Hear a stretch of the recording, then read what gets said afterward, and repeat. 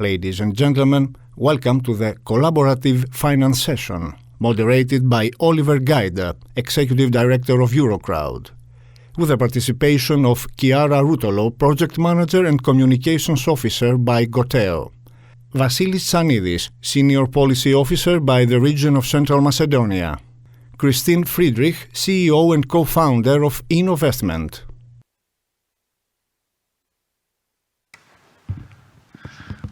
Welcome everyone. Thank you for joining our session here, both in person and online. Our session is titled Collaborative Finance. So we have to find a way to make this different and explain why the sector we want to talk about now is maybe more interesting than the other ones. We want to stimulate discussion. We would like to have questions also from the audience here as well as online. We may ask you randomly. First of all, what is collaborative finance? It's not a term that we usually use here, and then all three of my fellow panelists here actually are more involved in crowdfunding. Crowdfunding, we already heard about today, is basically raising funds online from a large number of individuals. So the main difference to everything we heard so far is the funders are individuals, citizens. It's not a fund, it's not an investment committee that decides to give a business money or a project or somebody else. It is individual decisions, many of them facilitated through the internet. So I think that makes us quite different, but that's, I think, not enough to deserve the name collaborative. So we will go beyond this in our panel. Then we have three words written here underneath, which you can see: money, technology, and purpose. And I mentioned it earlier already. I believe none of them can be agreed on without collaboration. That we accept money is a collaborative decision. We decided that we use this as a value instead of physical or other values. Technology, innovation is a process where many people are involved with testing and seeing if there is demand. So again, it's a collaboration. And purpose, I think, should be the result of a collaborative discussion and not the result of an individual decision. But that is up for discussion, of course. So this is where crowdfunding fits quite well with somebody has an idea, wants to raise money for their business, goes through an internet platform that facilitates the fundraising from many, many individuals. And if you cannot convince many individuals, then maybe the idea that you had and the purpose that you were driving was not convincing or is not wanted in the market. Crowdfunding comes in different shapes. Just for those that don't know it in detail yet, we differentiate between financial types of crowdfunding and non-financial types of crowdfunding. Non-financials are what we would usually call a donation, or a grant in public speak. Money is being given for the purpose of doing a certain activity, but is not supposed to be returned, or if it is returned, then without interest. So we have repayable and non-repayable grants. This also works in crowdfunding with donations. You give money for usually a project that wants to achieve social good, and you know that the money will not be returned, but you're happy with the result that should be achieved through this donation. We also have something that is called reward-based crowdfunding, where you again give money without receiving the money back, but you get usually a token of appreciation in terms of a material return. It could be really like a little gimmick. It could also be a type of product or service. So these two types are non-financial. They fall under either, in Europe, commercial law. The payment services are provided by third parties that have relevant licenses, and the platforms operate as mediators between those with the ideas and the projects that then get analyzed by the platform before they're being put live, and then the investors on the other side. On the financial side, we usually differentiate between business and private. So we will leave the private part out. We focus on business.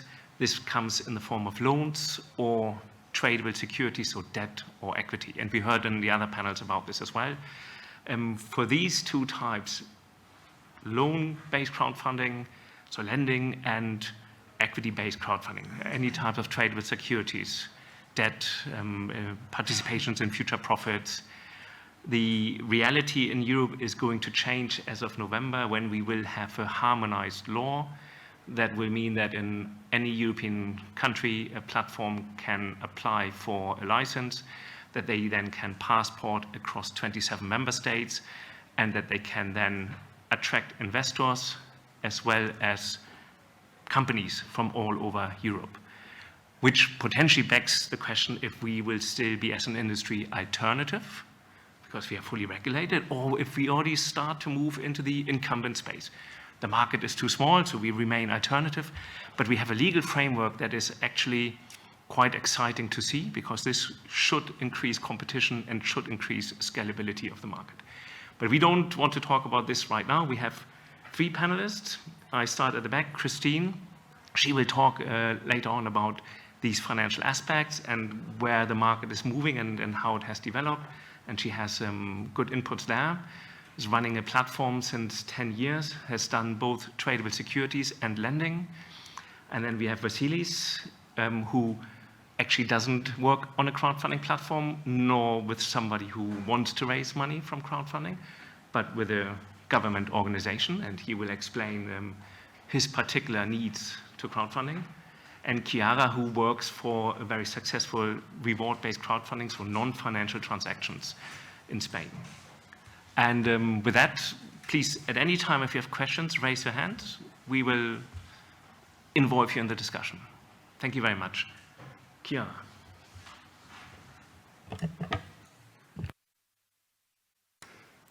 Thank you, Oliver, for the introduction. Hello, everyone. So my name is Chiara, and I work for a Spanish civic crowdfunding platform that is called Goteo. And we are based in Barcelona, Palma, and Madrid. And so in the first picture of my presentation here, you can get an insight on how our platform looks like on different devices. We offer to our community both the opportunity to run crowdfunding campaigns, but also match funding. So we involve not only the collectivity in the financing of projects and initiatives, but also public institutions like the one that Vassilis is representing here today, in matching the funds collected to raise even more money. What is very important for us is a social commitment of the initiatives and the projects that are financed through our platform. This is why I also put it here as a subtitle. And well, as you can see in this picture, there are a lot of faces, because we believe that in the importance and the centrality of the people that are behind the initiatives that we support. Indeed, we think of our platform not only as a simple digital tool to enable the money collection, but also and especially as a creator of a community. We exist since 2011, so we have been active now for more than 10 years. And our community counts on more than 250,000 people. And we believe that this is our real strength. Because all these people are connected to the same social values in which we believe, and these social values are also very strongly connected with the Sustainable Development Goals. And we ask to every potential project promoter, while presenting a future initiative to the platform, to connect the initiative to one or more SDGs, and also justify and explain to us and to their potential public of donors why they believe that their initiative can do something towards achieving this or that particular goal, innovation goal. We consider our platform, Goteo, not only as a platform, but also as a box of tools that we offer to potential project promoters, like, for example, training on communication, digital communication, how to best follow up your crowdfunding campaign before, during, and also after its implementation. And also a set of different tools to institutions while if in case they're interested in becoming the matchers of some crowdfunding initiatives. We have been running these match funding programs since 2013, so it's also been a while. So we've gained some experience in this, and I hope we'll be able to say more afterwards with Vassilis. And last but not least, we also have an important commitment to open data. So our platform is one of the few existing ones with an open code. So it's free and can be reproduced. Actually, there are different, there already exist other platforms using our same code around the world. And also, well, we want the projects that run campaigns on our platform also to open the access to the results of their projects to the public. Also be after the end of the crowdfunding campaign. And last thing I wanted to say, this is just an example. It's a short insight of our future objective, that is the development of this impact calculator. We have been talking a lot about impact early this morning, so we understand it as a very, very important thing to take into account, especially when talking about social investments. This is a tool that was born within a particular initiative that is called CrowdCop. I left some flyers at the entrance. So it was a training program for cooperatives in Spain to explain them how to use crowdfunding as a tool to raise funds. And so this is where the idea of developing an impact calculator was born, and we are currently working on the different variables to take into account, and this is how we would like it to look like. As you see here, we choose to calculate, for example, the voluntary hours that a particular project entailed, how many work positions were opened thanks to this particular campaign, and trying to calculate their value in a monetary way. So that's it for me, and I leave the floor to Vassilis for now.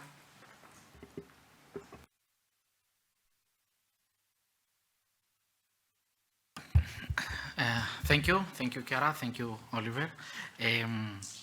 Yeah, as you know, as you've heard, I work at the region of Central Macedonia in the Directorate of Innovation and Entrepreneurship. You may wonder why a region was invited to speak in a panel, especially in a panel about crowdfunding.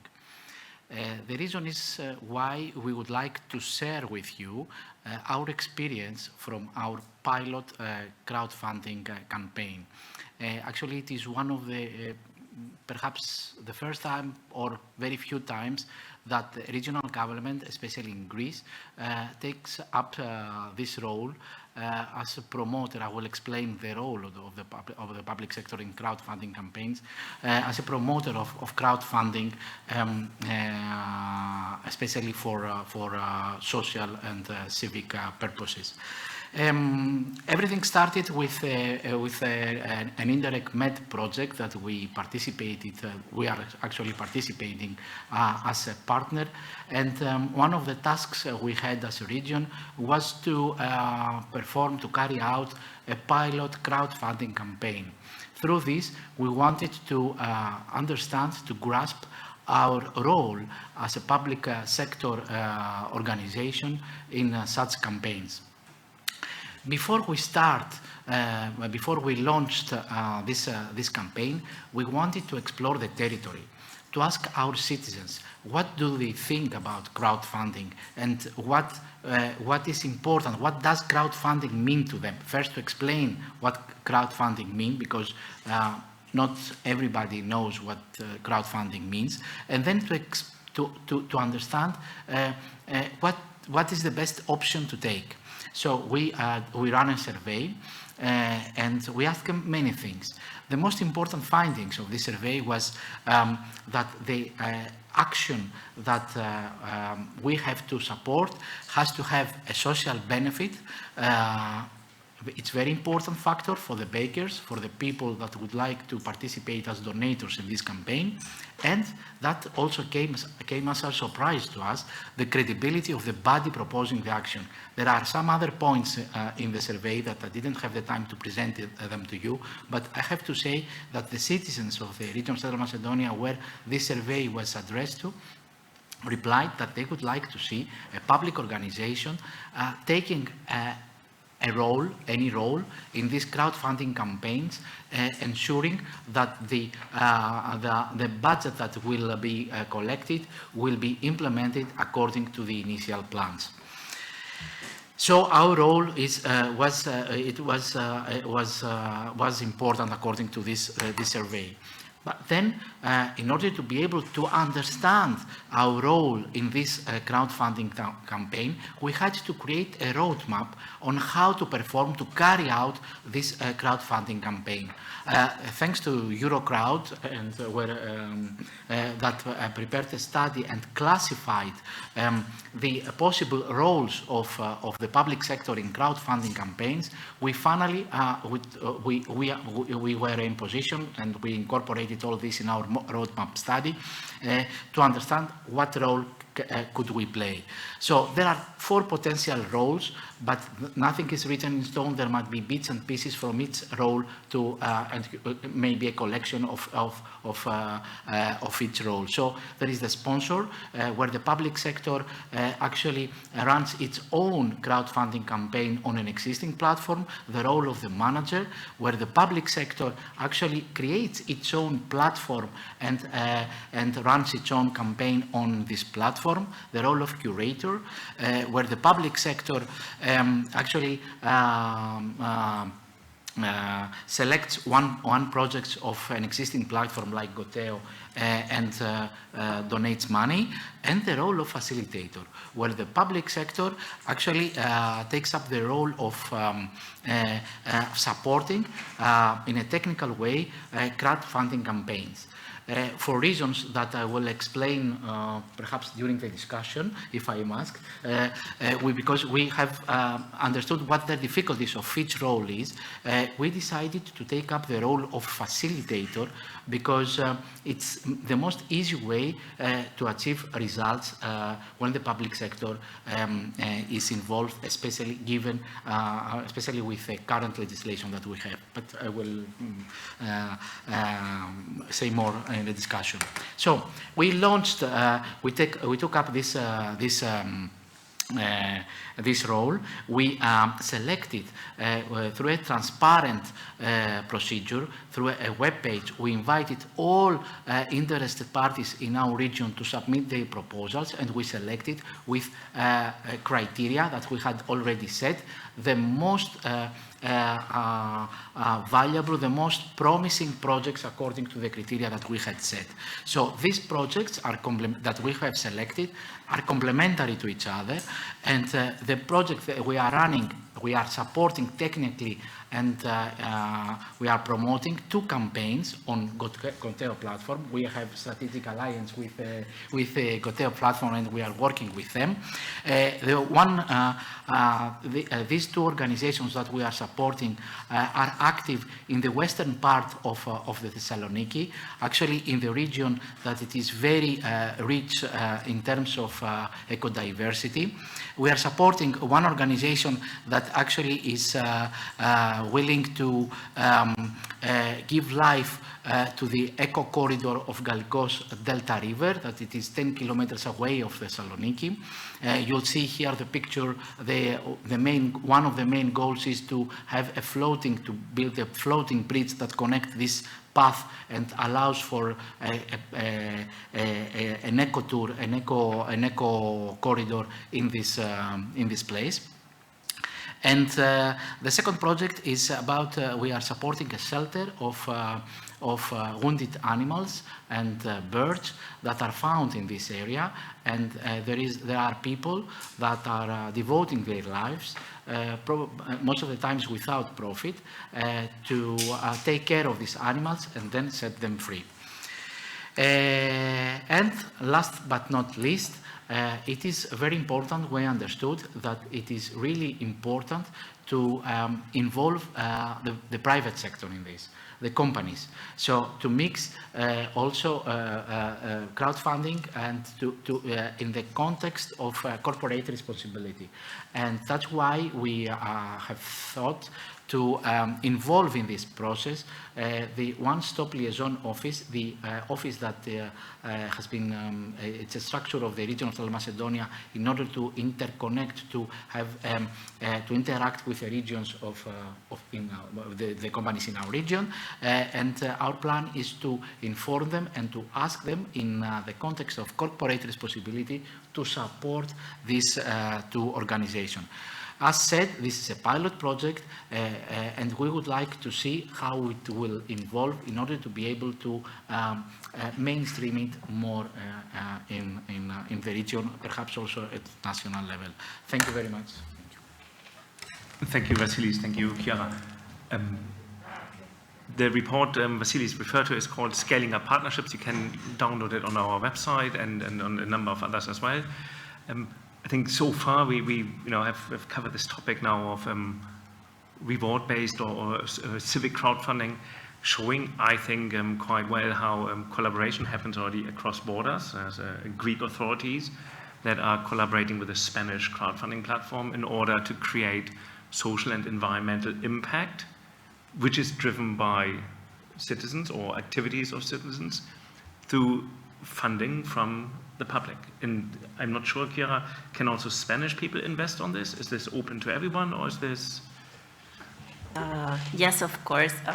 Actually, what I said earlier, since 2013, we run match funding campaigns on our platform, and actually the first one was with the Barcelona municipality. And one of our biggest, best success case is one that we presented actually in the report you just mentioned, the Scaling Up Partnership report, and it's called META. And it's a match funding initiative in the Basque County in Spain, which every year gives to Goteo 70,000 euros as a match fund to finance 15 projects in the field of culture in the region. So these 15 projects are selected by the region, just like it happened with the region of Central Macedonia here, and they receive from us a tailored support to prepare their campaigns at the best, and then the money that they manage to collect are doubled by the municipality, up to 70,000 euros. So yes, indeed, it's available for other municipalities. So there we have an aspect of collaboration. Vassilis, it's probably not that easy to pre-select these projects. I mean, you said you have 2 that you put into the trial. there would have been more that applied. How do you go about this as a municipality to stay neutral? It is really important to run also a campaign in order to promote your call for proposals. Actually, we wanted to be transparent from the beginning. That's why we launched an open call inviting all players, all stakeholders in our region, submitting their proposals. But it is really important to have already set some criteria in order to select the best case for the project that you have in mind. For us, as was said, through the survey, we realized that projects with environmental aspect were placed very high on the by the citizens of the region of Central Macedonia. That's why one of our criteria was to have an environmental impact in the region. I think some homework with the citizens before the launching of the call for proposals, it is essential to understand where the direction that we would like to give. Thank you. So if you have questions, please ask. I have a question for Chiara. Go, yes. Yeah. Sorry, but yeah.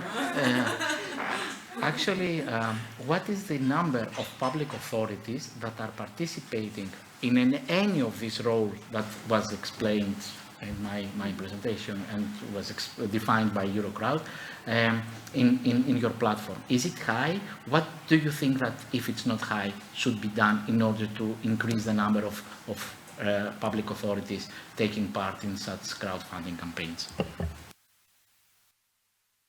So the total number, it's 16, I believe. 16 public authorities, 16 matchers, but they were not all public authorities. We have a variety, like a region. We've had the Barcelona municipality, then the government of the Basque country, then in this case the region of Central Macedonia, but then we've also had private NGOs offering funds to do the match funding, but also individuals that can recharge their virtual wallet on our platform.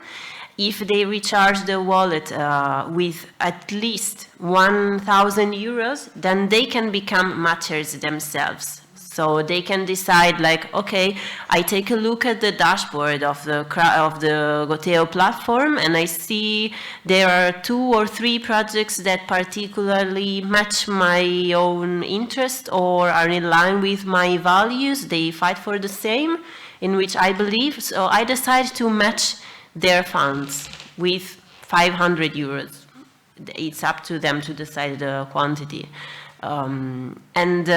If I would have to focus on public administrations, public entities, yes, I would say there are not many, and I think it's always a challenge. And one of the things that we need the most to overcome the obstacles that we find is definitely training, information about what is crowdfunding, because it's not only the people who don't know about it, but also public administrations.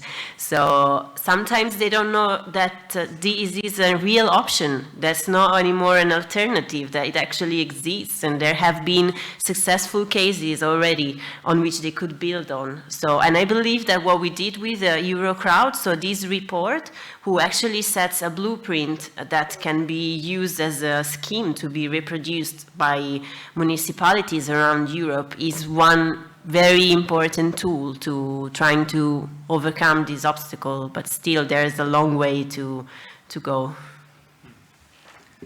Okay, since many of the people here in the audience now say, oh, this is all about donations and giving money for free. We are investors, we run impact funds, there is, of course, another side to crowdfunding, and Christin Friedrich is here to talk a bit about this. And these types of match funding also exist there. We are happy to have two sponsors here, the EIF and the EIB, who both have supported crowdfunding platforms. The EIB does it through the EASY project, is it the EIB or the EIF? And the EIB has also invested in lending platforms where they allocate into an IFM managed fund money that then is invested on par with the crowd in order to provide liquidity and distribute loans faster. And this is quite significant amounts. This is several hundred millions per platform what has been invested now on the financial side. These are tests that are being done where they want to try to how this market works, but there's a real scalability in there. Works slightly different than what we have heard here.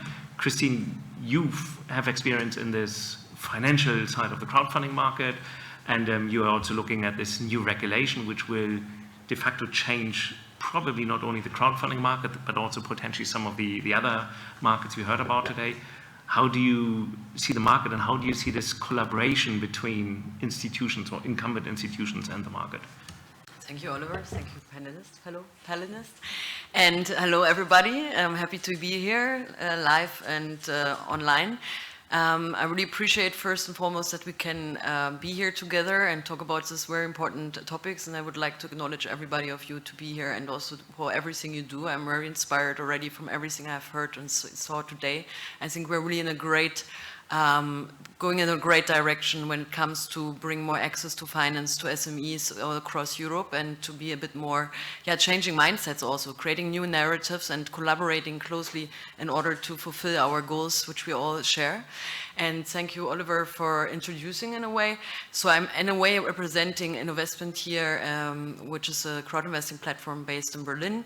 We're operating since 10 years, but actually, to be honest, I feel more here as representative, as chair of the non-executive board of the European Crowdfunding Network. Maybe Oliver didn't want to show us with too much force here, but I see myself actually as in a kind of ambassador and even cheerleader of the European crowdfunding community, because I think what have been created and built in the last 10 years is really impressive when we see how rough it was in the first years when nobody understood what crowdfunding is. Regulation was not in place. We were not really taken serious. And when we look at the numbers at the moment, nobody 100% knows what the numbers are, but I would estimate around like maybe 50 billion a year already in transaction volume done over a lot of platforms. We have hundreds of platforms in Europe in the different crowdfunding types.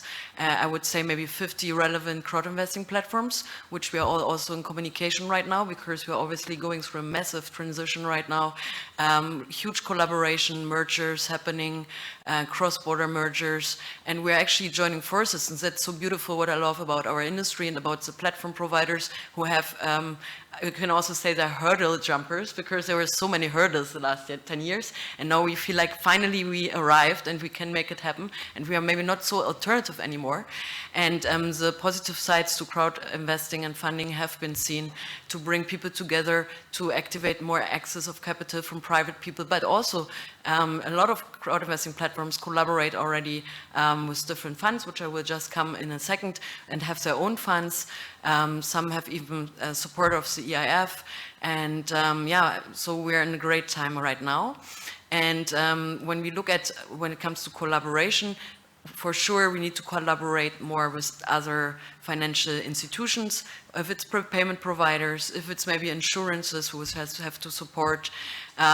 We are having close communication with all kinds of different potential collaborators, like investment funds, in impact investing field, but all over the place, actually. I mean, it's if it's public funds, if it's private funds, there's a lot of communication going on. And what we now first time actually really can make happen is because we have shared standards and KPIs that actually we are accessible to institutional money, because now first time we actually can set up proper fund models in order to be investable for institutions, which we actually are working on right now. And this is so great on this community that we as platforms are on the same mission. We are not really seeing ourselves, most of us, as competition. We see each other as collaborators in order to make the market bigger, in order to fund more companies.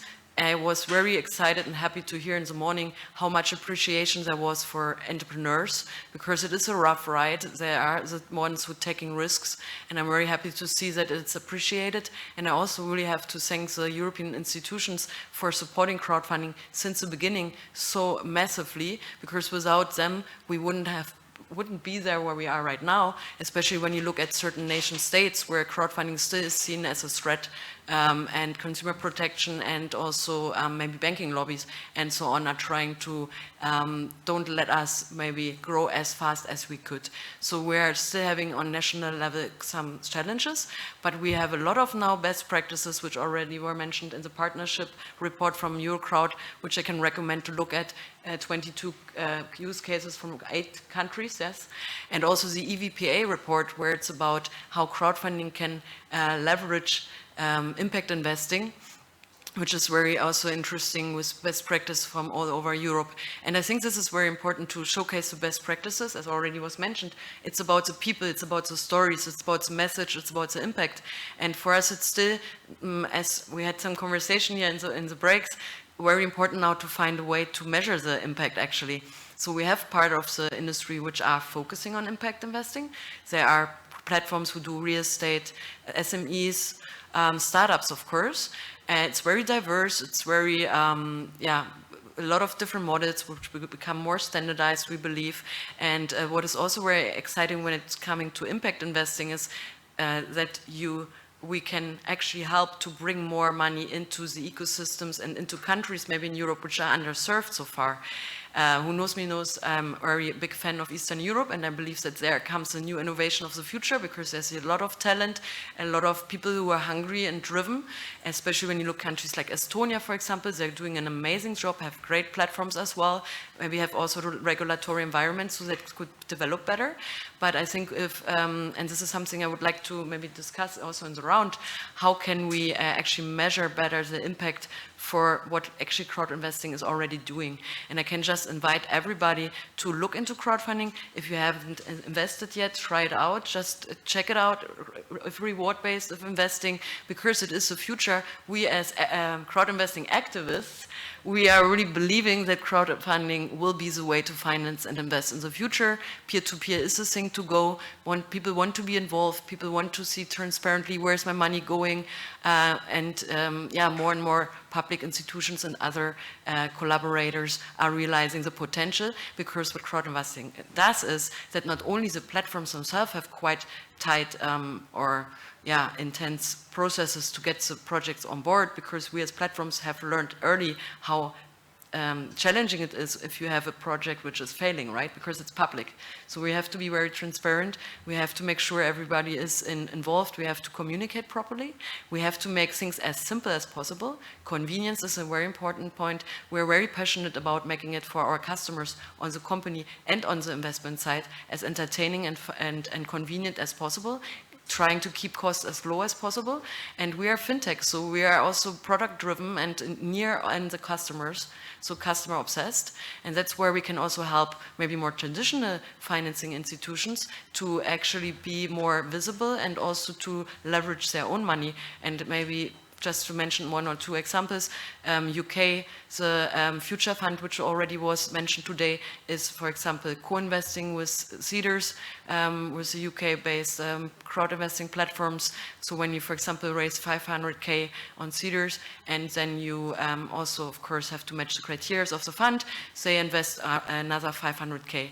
Or there are examples, for example, in Germany, where Förderbanken, like development banks are, for example, giving loans to crowdfunding funded projects, because they appreciate and realize that you have 2 filters already before. You have the platforms in investing. Reward-based, I guess you're a little bit more open to give everybody an opportunity, and it's also a little bit less compliance, so it's a bit maybe smoother. We're always a bit looking envy on the reward-based platforms because we are so regulated and it's so heavy and so much contracts and stuff, so that can still get better. We hope maybe smart contracts or something can help in the future. And they see it as a filter, the platforms, but also the crowd, of course, because people put skin in the game and they validate the cases, and how on earth can, especially public institutions, I mean, they have great people as well, but they have to be more risk averse, right?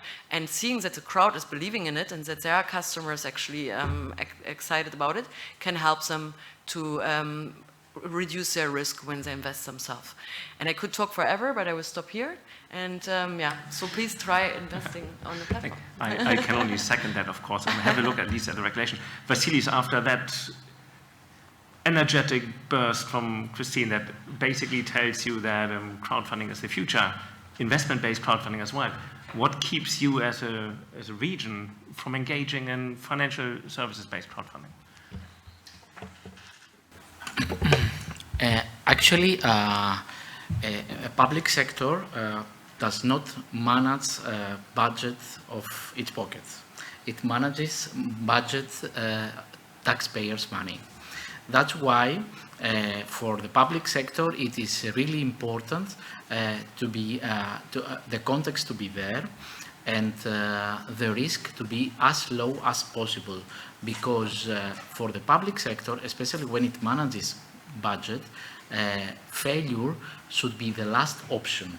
And that's why sometimes it is an interesting case especially for the regional and municipal authorities, because actually they could also support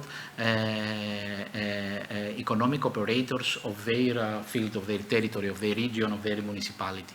However, it is really important to the context to be there, everything to be transparent, and to have always in the back of our minds that the region and the municipality manages taxpayers' money. This is the message I could convey on this. And yet we've seen examples where governments have allocated funds through development banks to co-finance crowdfunding transactions. There was one in, I think, in Lithuania where just under 5 million euros were provided by the government and matched with 8 million euros from citizens to support SMEs that have no access to the banking sector with small loans. And this happened over the last 2 years, so it's a fairly fresh experience. So there are ways to go with this. When we talk about collaboration, so we've seen now in a collaborative, in the terms of crowdfunding, is we have a double sourcing problem. We have investors and we have businesses, and we have to be open and talk about everything in the open. Under the new regulation for financial crowdfunding, this is a public offering. So it's not what an impact investment fund does, closed discussions. It's a public offering. Everything has to be transparent. So it's basically like a stock exchange. So we have to be in a mode of be transparent and collaborative with other partners. But we've seen we can also work not only with citizens and projects, we can work with municipalities, we can work with investment funds. There have been examples of crowdfunding platforms that have set up their own investment funds on the side, IFM regulated funds that provide liquidity on par with the crowd into these transactions, which leads to scale. And so we see now transactions on the loan side for SMEs for 50,000 euros up to 3-4 million loans to SMEs that are well established, and where we could argue that is the level where there is a competition with the banking sector. That is questionable if it is really competition, but the speed of the transaction is then the selling point. And on the equity side, we can also see that we have a breadth of transactions. The highest ones were under the old regulation of 8 million euros per transaction per year. This will go down to 5 million euros, but we've seen collaborative approaches together with venture capital funds where transactions of more than 10 million euros were financed, partly with the crowd, partly with the venture capital fund. So the room for collaboration is there, and I think the setting that we have with going forward with the established ways of how Chiara has explained how reward-based crowdfunding can operate by using third-party providers that provide the stability and then the expertise into the market, or on the financial side where you will be regulated and harmonized, crowdfunding becomes, I think, potentially something that the microfinance industry and that the impact investment industry has to look at very carefully, because here we have a harmonized law for all of Europe, whereas in microfinance we had the year of microfinance in 2006. And we still don't have a regulatory approach across Europe. We just heard today that it's just starting in Greece. So I think there is either more collaboration needed and exchange of expertise, and we are going to work together with the Microfinance Center. We are good friends already with them, and the EVPA. We will be looking at how sustainable investment and the ESGs will impact our markets, and how we can collaborate together and solve these issues that we may face individually as sectors jointly. May I add something? Sure. I think also something to add is that because we haven't mentioned it, why actually are companies using crowdfunding? It's also because it's a great way to be more independent from other resources, to actually showcase and involve their communities. We have just one interesting case coming up next week in Germany, Challenger Bank, Tomorrow Bank, who already made last year a crowd investing campaign where they raised in 3 hours 3 million euros through their own crowd, but facilitated by a crowd investing platform. They're doing their second round next week. And what is interesting is that you actually, as a project, you could actually, through your whole life cycle, fund yourself through crowdfunding, if you think so. Starting reward-based, going then into equity, and later do lending when you're more established. And more of the traditional investors are seeing it as an opportunity to leverage their own money, but also to de-risk their money. Like in the first years, of course, VCs were very skeptical about it. They were talking about adverse selection and, oh, it's not compatible. But the platforms, first of all, have of course learned, adjusted their models to make this possible, but also the VCs realized that it's a great deal flow generator. And if you look at UK, for example, where there are very established platforms in the ecosystem, not all countries have such a good setting, let's say. There are countries which have a better, let's say, mindset, maybe more traditionally like Netherlands and UK than other countries, but also countries like France, where, for example, Macron was openly, publicly activating and saying it's a great thing, when Germany always it's only about don't take a risk and just protect the consumer and don't think about it further. But however, it's an issue we have to solve. I'm still annoyed about it, okay, but it's okay. And so in UK, for example, every VC has a crowd-funded project in their portfolio. So it's becoming mainstream, and people are more and more understanding the quality and the possibility. And also companies have to learn to open themselves more up. I think traditionally, always everybody tries to look good and just don't show how it's going on. But of course, if you're doing a public campaign, you have to communicate. You have also to show when you have troubles, and that's something we have to learn. And I really believe that the new generation who is used to social media and communicating publicly will even more for them it will be normal. That's why we believe that we will grow also with the new mindset of the new generation. Chiara, is that something that you can kind of double up? I mean, the involvement of your investors and so on, is this more on a digital way? Are they social media, or is this local communities that they connect in other ways? I think there's both. It really depends on the type of project, but of course communication is the key to crowdfunding. Either it happens on social media or in more informal ways. It really depends on the type of initiative and the type of community that is around the initiative itself. For example, one very powerful campaign that we recently supported, I don't know if you heard about it, but it had quite a huge resonance on the news around Europe, is the Kelly's syndicate in Barcelona. It's a syndicate for workers in the cleaning sector in hotels that were struggling to have a regulation and to create a real syndicate for them, and because they want to end with black market.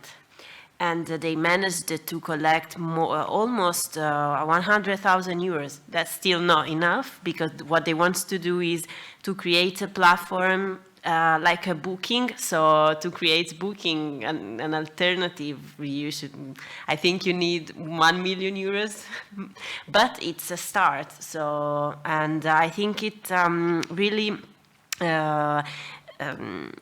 it could open the way also to collaboration between different types of crowdfunding, perhaps, because I'm thinking, for example, earlier this morning when Jose presented the Bolsa de Madrid, I think some projects that were initially funded on Goteo then run campaigns on that platform, and I think it's something very interesting to think of donation crowdfunding as an opportunity for smaller initiatives to really build and grow, do the first step, and then equity could be an opportunity for further development. We have a question from the audience. I'm not sure if you have to come up here or if you have to speak really loudly. The question is related to commercial crowdfunding, to SMEs. Is there any statistics on the platform, Christine, on the platform you are representing? How many of them are innovation? How many of them are classical existing businesses like small shops or cafeterias and so on and so forth? And if there is statistics in general on crowdfunding? It's a good question. I think it's only IT related, or it's So what we're seeing is, we have, when you see the four most common domains, it's SMEs, startups, energy projects, and / impact investing, and real estate. And we saw that real estate really grow in the last couple of years. SMEs had in the the most platforms we started with startups. Because startups are more having an issue to get early funding, very innovative, difficult for banks, too risky for business angels. So that was the way to start in a way. Then SMEs came afterwards, which was a bit more difficult when you look at more classical SMEs, because they are often more conservative, and for them it was they were a bit more afraid to do public funding, because they were thinking, okay, what should our customers say? Do we have money issues, like these typical things. So we see certain platforms focusing more on SMEs, who are actually coming also maybe more from the traditional field, like for example Investor, who is doing SMEs, which joined with Finest, where Günther Lindlaub is, for example, somebody who was working in a bank and realized, SMEs could profit so much from it, that we are just funding 50, 60 SMEs a year, but there's so many SMEs who actually need money, so let's find a way to help these SMEs. And we don't have, I think, Oliver, we have generally a data problem in the industry, we have to say. That's also why we're looking forward, where we now have more standards to generate better and more data to actually break this down. But I would say that from the domains, you have generally more B2C oriented cases, because it's easier to engage your community.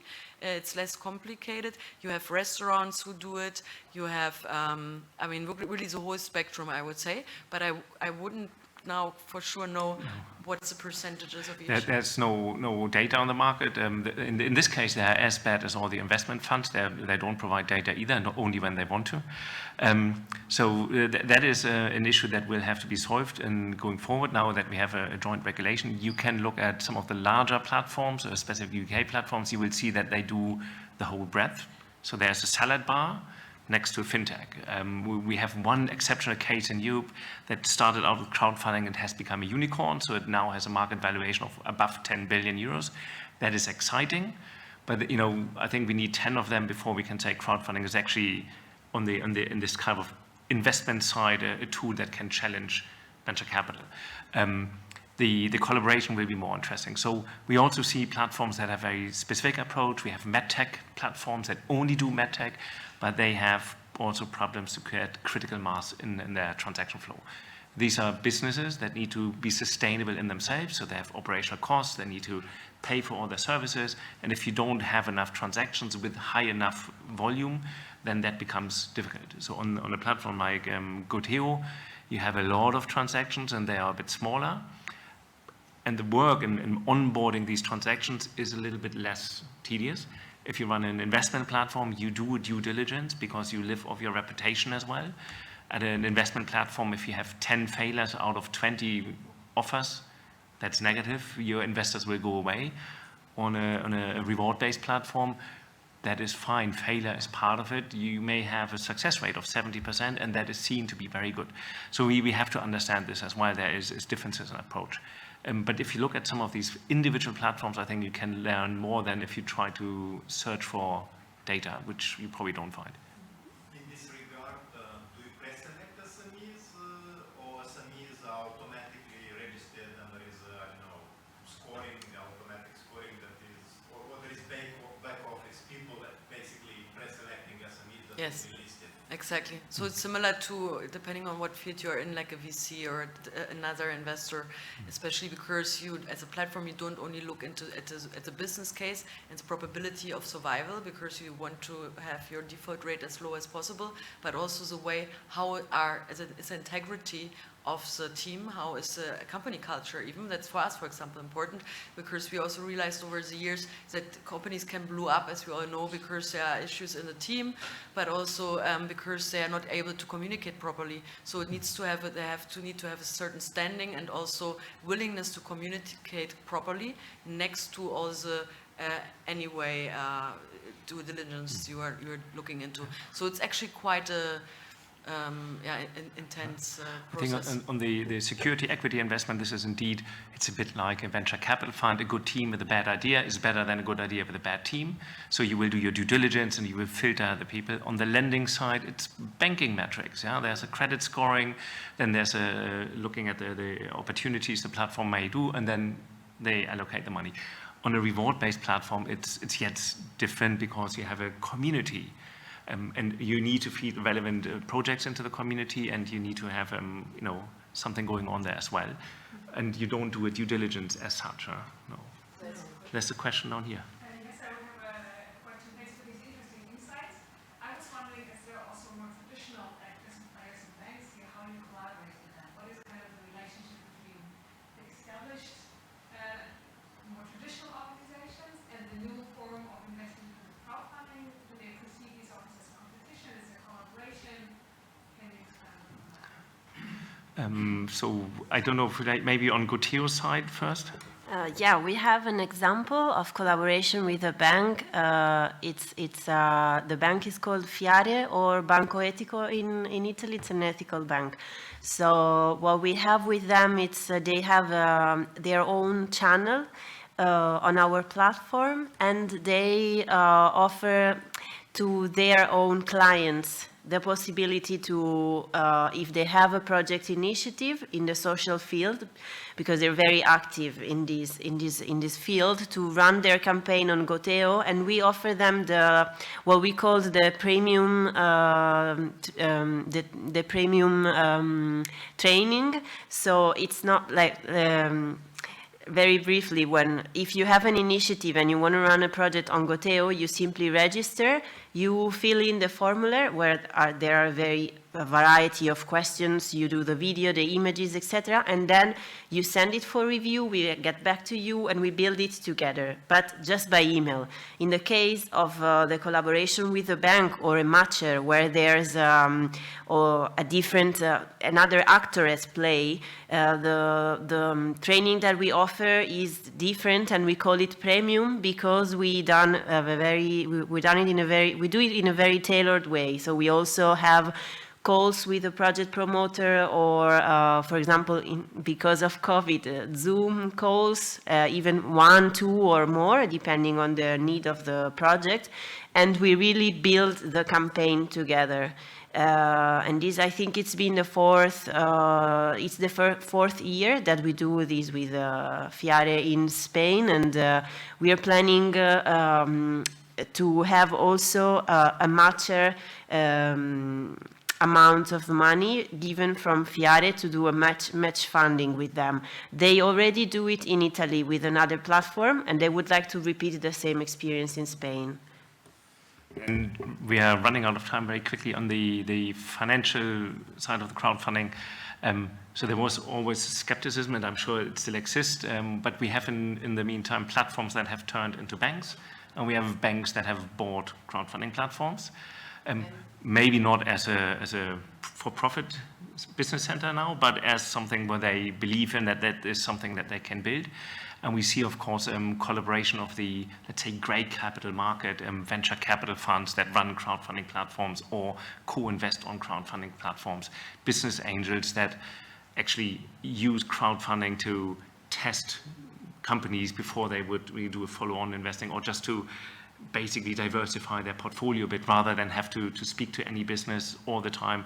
They focus on a few nice big deals and then invest on crowdfunding platforms, collaborate with them. So that on that level we have, I think the regulation that will be implemented at the end of this year and then will be rolled out over the next 2 years, this is what you are going to see. And I would expect that there is a way more formal interaction between established actors and crowdfunding. And I think then our time is up. I was given the sign from back there. If any more questions, please, outside, I think there's coffee. You can grab Chiara, Vassilis, or Christin. All of them are super nice. Talk to them. And then we have in 10 minutes, I think, the next session. Thank you very much also.